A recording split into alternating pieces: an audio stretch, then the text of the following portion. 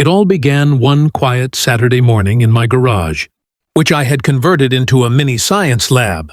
Test tubes, solar panels, and half-assembled circuits were scattered across the tables. The project I was working on wasn't just any school experiment. It was a prototype for a clean energy generator. Imagine powering a whole block of houses with just kitchen waste and a little sunlight. That's the dream I was chasing. But of course, not everyone appreciated the sparks, the faint hum of machinery, or the occasional smell of compost. Enter Karen, my next-door neighbor and self-appointed guardian of the neighborhood. She thrived on complaints, noise, lawn length, even the color of mailboxes. And when she discovered my project, her eyes narrowed like she had just uncovered a criminal conspiracy. "This is a safety hazard!" she screeched from across the fence, pointing dramatically at my solar-powered reactor like it was about to explode. "You're going to set the whole street on fire." I tried to explain. "It's completely safe, Karen. The worst thing it could do is light a bulb." But reasoning with her was like teaching a cat to do algebra. Within a day, she had filed a formal complaint with the Homeowners Association. Suddenly, I wasn't just a curious inventor in my garage, I was the neighborhood menace. The HOA gathered in the community hall to discuss the science problem. Karen stood at the front, holding a stack of papers like she was presenting evidence to the Supreme Court. "He's building dangerous equipment," she declared. "There are wires, smoke, and chemicals. He's going to blow us all up." The room filled with murmurs. Some nodded along nervously. Others rolled their eyes. When it was my turn to speak, I explained how the project worked, the safety precautions I had in place, and how it could one day change the way we think about energy. But Karen wasn't about to let logic win. "This isn't a lab, it's a garage," she spat. "I demand this project be banned immediately." The HOA chair leaned back, clearly conflicted. "We'll need to investigate further before making a decision," he said. That night, I felt defeated.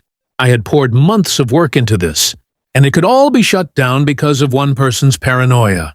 But what Karen didn't realize was that my project had quietly attracted attention beyond our neighborhood.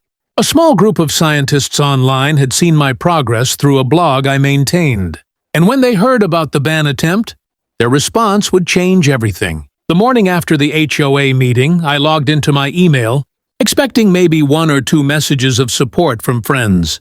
Instead, my inbox looked like it had exploded. Dozens of subject lines screamed for attention. "Don't give up! We support you! Call us ASAP!" The senders weren't random strangers either. They were scientists, professors and engineers from across the country. Some had stumbled onto my blog months ago, quietly following my updates. Apparently, Karen's attempt to shut me down had turned into a rallying cry for them. One email stood out. It was from Dr. Evelyn Carter, a professor of renewable energy at a leading university. Her words hit me like lightning. "I saw the HOA complaint you posted about. Don't let them silence you. Your design reminds me of a project my late mentor started years ago. If you're willing, I'd like to connect you with colleagues who can back you up. You might be closer to something groundbreaking than you realize." I couldn't believe it. My humble garage experiment had caught the eye of professionals who spent their lives researching energy solutions. Meanwhile, Karen wasn't slowing down. She doubled her campaign, knocking on doors, warning neighbors that the mad scientist next door was cooking up trouble. She even waved a printout of my blog around like it was evidence in a trial. "See? He's publishing this dangerous nonsense online. What if terrorists find it?" she shouted to anyone who would listen. But the more she talked, the more curious people became. Some neighbors started stopping by my garage, asking polite questions, wanting to see the project for themselves. When they realized it wasn't a Frankenstein monster but a compact, humming device producing clean energy, they left impressed. Word spread. Karen's scare tactics were backfiring. Then came the shocker. The local newspaper picked up the story after one of my neighbors tipped them off. The headline read, "Neighborhood HOA versus the Backyard Inventor. Science or Safety Hazard." The article mentioned the controversy but also highlighted the growing support from actual scientists. Suddenly, this wasn't just a neighborhood dispute. It was a community story with national attention knocking at the door. That evening, as I was tinkering with the generator, I heard a car pull up. Out stepped a woman in a sharp blazer carrying a briefcase. She introduced herself as Dr. Carter, the very same professor who had emailed me. Karen, who happened to be watering her lawn at that exact moment, froze mid-sprinkle. She squinted at the scene, clearly smelling trouble. Dr. Carter shook my hand firmly. "I've seen enough of your work online. I came here to see the prototype in person. And if it's what I think it is, well, let's just say you won't be fighting this battle alone anymore." Karen's jaw dropped. For once, she had no words. The HOA scheduled another meeting, this time bigger, louder, and tenser than ever. Word had spread about my project, and curious locals packed the hall alongside reporters with notepads. Karen marched in like a queen entering her courtroom, clutching a folder thick with evidence. She wasted no time. "This so-called project is a threat to every man, woman, child, and pet in this neighborhood," she shouted. "Wires, chemicals, explosions waiting to happen. We cannot allow such reckless experiments in our community." Her voice echoed, and a few nervous residents nodded.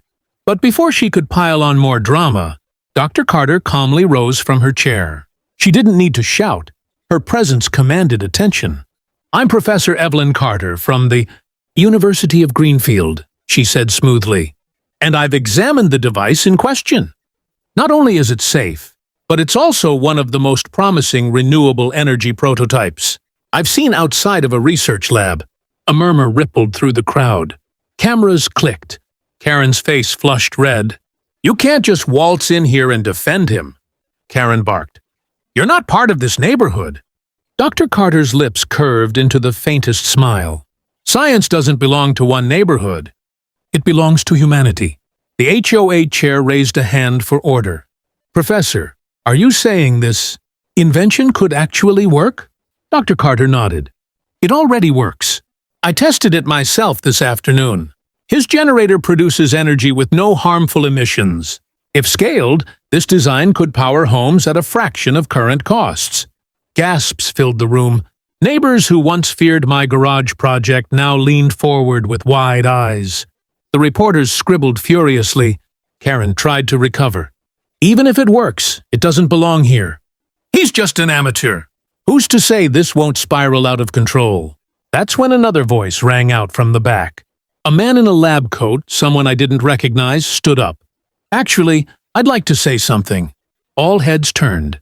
He introduced himself as Dr. Marcus Lynn, an energy researcher who had flown in after reading the news story. "What you're seeing here," he said, pointing at me, "isn't an amateur.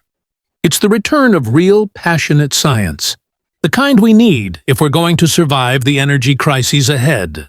Applause erupted, drowning out Karen's protests. People began chanting, "Let him build! Let him build!" Karen's jaw tightened. She clutched her folder to her chest and stormed out of the hall, furious at losing the spotlight. But I knew this wasn't over. If anything, Karen's war against my project was about to escalate into something much bigger. The days after the meeting felt surreal.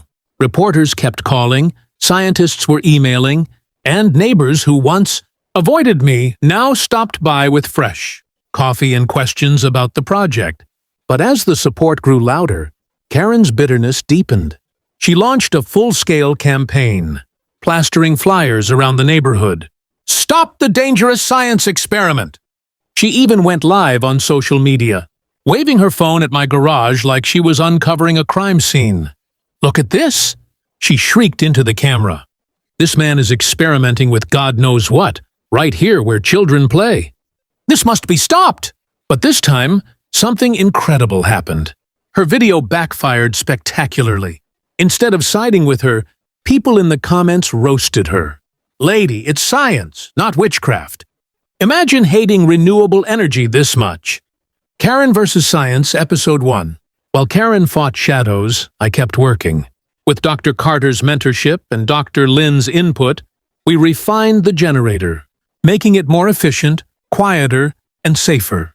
A small test with volunteers, powered several homes in the neighborhood for 2 nights straight. The lights stayed on, the air stayed clean, and for the first time the HOA itself was impressed. That's when Dr. Carter revealed the truth. One evening, she looked at me across the workbench and said, "Do you know why your design felt familiar? Because it's based on theories developed by my late mentor, Professor Harlan Reed. He disappeared from the research scene years ago after clashing with corporate funders who didn't want cheap, clean energy to succeed." I froze. My last name was Reed. Dr. Carter studied my face carefully. "You're his son, aren't you?" The room went silent except for the hum of the generator. Slowly, I nodded. I had always tinkered with my father's old notebooks, never realizing how far-reaching his work truly was. Dr. Carter smiled. "Then the world hasn't just found a promising inventor. It's witnessing the return of a professor's legacy." The next day, headlines exploded. Professor Reed's son revives clean energy dream. HOA battle unleashes scientific breakthrough. At a press event, scientists and engineers gathered around me, cheering. Cameras flashed as Dr. Lin raised my hand like a champion's. Dr. Carter leaned in and said with pride, "Professor returns." Even some neighbors who once sided with Karen clapped and smiled. And Karen? She stood at the back, arms crossed, fuming as history unfolded without her. For once, she had no power to stop it. My father's vision was alive again, and this time, no HOA, no Karen, and no corporation could silence it. Enjoying this wild showdown between Karen and my science project? Hit that subscribe button for more jaw-dropping HOA battles and unexpected victories. Also, give this video a like if you love seeing science win, and drop a comment. What would you do if your neighbor tried to shut down your invention?